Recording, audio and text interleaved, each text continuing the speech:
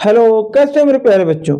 बेटा जैसे जैसे ना बोर्ड एग्जाम नजदीक आ रहा है, तुम लोगों के मन में एक प्रश्न ये उठ रहा होगा कि आखिर अभी मेरा सिलेबस कंप्लीट नहीं है, कब हम लोग रिवीजन करेंगे और कब हम पिछले साल के पेपर यानी पीवाईक्यू कब सॉल्व करेंगे और कितने दिन में हम इन सबको सॉल्व कर लेंगे। दूसरी एक चीज कि हम किस चैप्टर में कितने नंबर पाएंगे या कितने नंबर का बोर्ड में आएगा, उसको कैसे मन से पढ़ें या कैसे उस पर अपना फोकस करें, किस चैप्टर को ज्यादा वेटेज दें, किस चैप्टर के पीछे ज्यादा अपने टाइम इन्वेस्ट करें और किस चैप्टर के पीछे कम दें।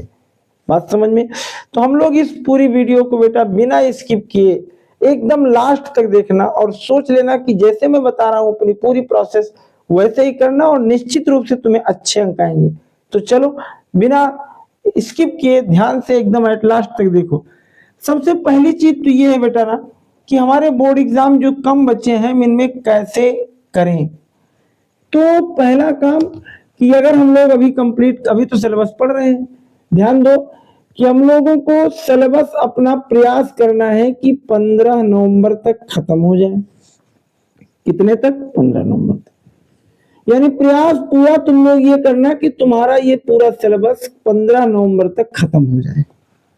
अगर नहीं खत्म होता एक दिन दो दिन इधर उधर, लेकिन प्रयास अपना तुम पूरा पूरा अपना जितनी पावर है सब लगा दो कि 15 नवंबर तक हम अपने सिलेबस को कंप्लीट कर लेंगे। उसके बाद बेटा एक चीज ना, 15 नवंबर के बाद क्या करना है, 15 नवंबर के बाद हम लोग अपने चैप्टर को फिर से रिवीजन पर ला देंगे।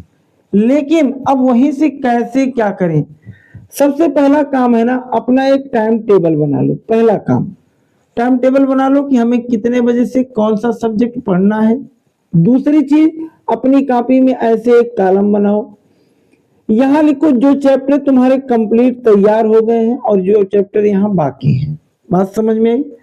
जितने चैप्टर कंप्लीट हो गए उन पर टिक लगाते हुए जाओ और जितने चैप्टर नहीं कंप्लीट है उनको क्रॉस लगा। अब ये जो बचे हुए चैप्टर हैं तुम उनको पढ़ना चालू करो, लेकिन इनको शुरू से नहीं, पहले ये देखो कि किस चैप्टर से ज्यादा अंक आएंगे और चैप्टर छोटा है, यानी इजीली किसको हम लोग पढ़ लेंगे।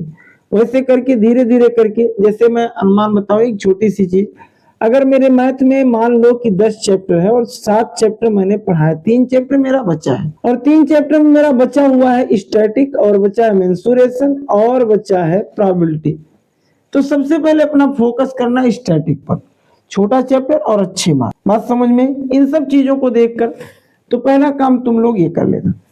दूसरी चीज ना, इसके बाद और क्या है, इसके बाद अब डिमोटिवेट करने वाले लोगों से दूर रहना, यानी ऐसे अपने फ्रेंड सर्कल से दूर हो जाओ जो तुम्हारे समय को लॉस करे। यानी ऐसे अपने मित्रों के पास रहो जो तुम्हारे समय को सही तरीके से यूटिलाइज करना सिखाए। यानी आपस में क्वेश्चन पूछो, एक दूसरे को बताओ, हंसी मजाक भी होना चाहिए। पढ़ाई लिखाई के समय मैं नहीं कह रहा हूँ कि एकदम सीरियस हो जाओ, थोड़ा बहुत चलता है, लेकिन अब ये नहीं कि तुम पूरा दिन उसी में गंवा दो। बात समझ में आई?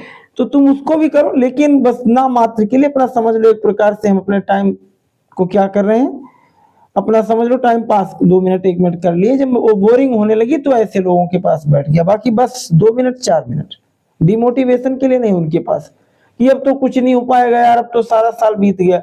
अरे कह तो जनवरी में तुमने सोचा था कि इस साल हम लोग खूब मेहनत करेंगे, तो अभी कैसे साल बीता? अभी मेहनत करो, तुमने जो सोचा था हुआ कहाँ।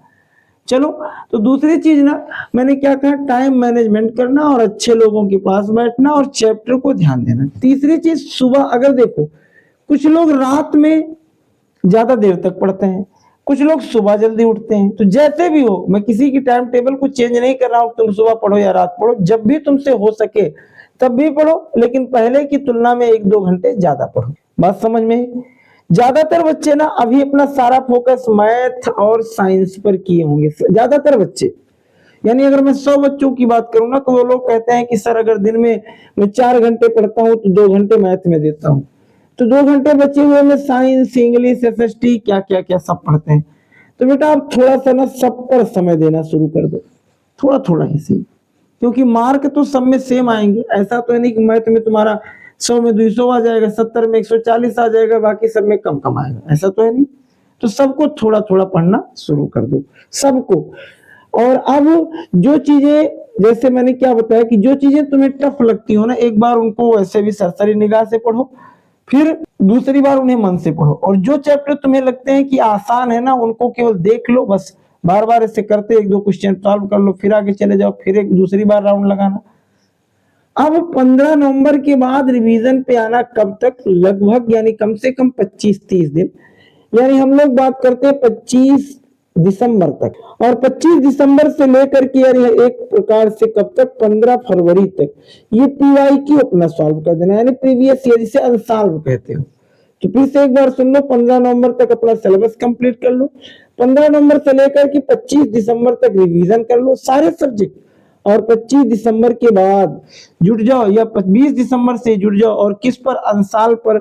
और जब तक तुम्हारा पेपर न हो तब तक अनसॉल्व को एकदम विधिवत कंप्लीट कर लो। मैं दावे के साथ कहता हूं, कोई भी व्यक्ति तुम्हारा 95% से नीचे रोक नहीं सकता है, लेकिन इतना करो तब। बात समझ में आई? चलो, तो अगर इतना हम जान ही गए तो हम ये जान लें कि सर किस चैप्टर से कितने नंबर मैथ में मिलेंगे क्लास 10th में। देखो, क्लास 10th में पहला एक चैप्टर तुम्हें मिलेगा। कौन सा चैप्टर? पहला एक चैप्टर तुम्हें मिलेगा नंबर सिस्टम, जिसे कहते हो संख्या पद्धति।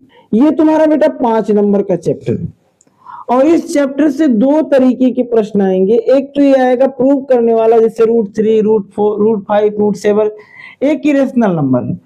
और दूसरी चीज एक एचसीएफ और एलसीएम से रिलेटेड प्रश्न आएंगे, या प्राइम फैक्टराइजेशन यानी गुणनखंड के। तो एचसीएफ एलसीएम से रिलेटेड गुणनखंड एंड प्राइम फैक्टराइजेशन, और √3 वाला, इन्हीं तीनों को पढ़ लो, आगे निकल जाओ। और एनसीईआरटी पर ज्यादा फोकस दो। मेरी वीडियो पढ़ी है पीछे, एनसीईआरटी का पढ़ लेना, नहीं तो अब मैं नेक्स्ट पार्ट से ही अपना लेकर के आ रहा हूं, हर चैप्टर का मनसाट, उसको देखते रहना, जुड़े रहना, और अपने मित्रों तक भी शेयर कर देना, कह देना कि बहुत ही कम समय में हम पूरा सिलेबस कंप्लीट कर लेंगे।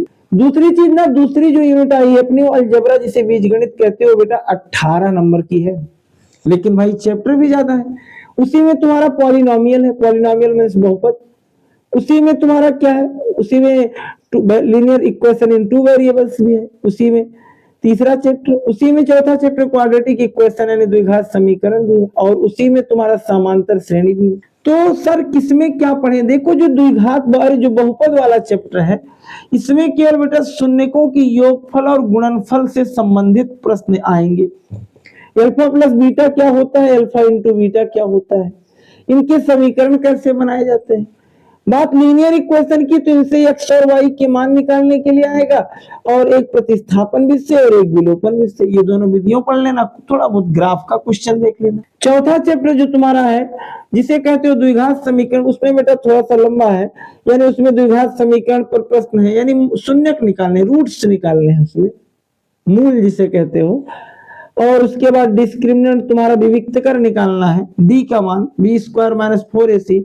फिर एक तुम्हारा क्वाड्रेटिक फार्मूला है -b प्लस माइनस, यानी जिसे श्रीधराचार्य का सूत्र कहते हो, उस पर कुछ प्रश्न सॉल्व होंगे। और समांतर श्रेणी में अपना पढ़े ही हो। उसके बाद चले आओ तीसरे में, यानी ये 5 नंबर और ये 18 नंबर। अब चले आओ किस पर? यानी एक निर्देशांक ज्यामिति, इसे कोऑर्डिनेट ज्योमेट्री कहते हैं, ये 5 नंबर का चैप्टर। बेटा इसमें बीच की दूरी यानी अंडर रूट याद होगा, x2 - x1 का whole square plus y2 - y1 का होल स्क्वायर, इससे रिलेटेड प्रश्न। और या फिर वो सेक्शन फार्मूला है जो m1 m2 वाला संबंध वाला था, बात समझे।